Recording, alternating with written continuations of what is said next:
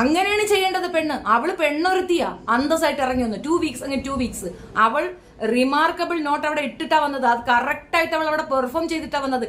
ഏത് കാലത്ത് big boss എടുത്താലും മസ്താനി ഇവിടെ രേഖപ്പെടുത്തി വെച്ച സാധനമാ.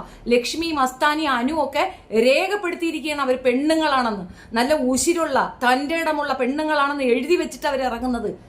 അല്ലാതെ ഒരേ കട്ടിലിന്റെ അടിയിൽ കയറി ഉമ്മ കൊടുത്തും നക്കാനും തുടയ്ക്കാനും പിടിക്കാനും കൊടുത്തിട്ട് ആവശ്യം സാധിച്ചെടുക്കുന്ന ജിസേലിനെ പോലുള്ള 3rd ക്ലാസ് വിമണല്ല. അതാണ് പെണ്ണ്, ഇതാണ് പെണ്ണ്, ഇതിനെയാണ് പെണ്ണെന്ന് പറയുന്നത്. ഇതാണ് ക്വാളിറ്റി. ഇതിനെ കുലസ്ത്രീ എന്നല്ല പറയാ, സ്ത്രീത്വം എന്നാ പറയാ. ഇതാണ് സ്ത്രീത്വം, ഇതാണ് വ്യക്തിത്വം. നിന്റെ എബിലിറ്റിക്കാണ് മാർക്ക്. അല്ലാതെ നിന്റെ സാധനം കണ്ടും നിന്റെ ചേലും ചന്തവും കണ്ടും നിനക്ക് സപ്പോർട്ട് പറയുന്നതിനല്ല ഈ സ്ത്രീത്വം എന്ന് പറയുന്നത്. പെണ്ണിന് ഒരുങ്ങാനുള്ള ഈ ഒരു സാധനം ഉണ്ടാക്കി കൊടുക്കുന്നത് തന്നെ സൊസൈറ്റിയാണ്. നമ്മൾ 2 കുഞ്ഞുങ്ങളെ ഉണ്ടാക്കുന്ന ആണിനെയും പെണ്ണിനെയും, പെൺകുട്ടിയെ കരി വരച്ച് പൊട്ടുകുത്തി മുടി വളർത്തി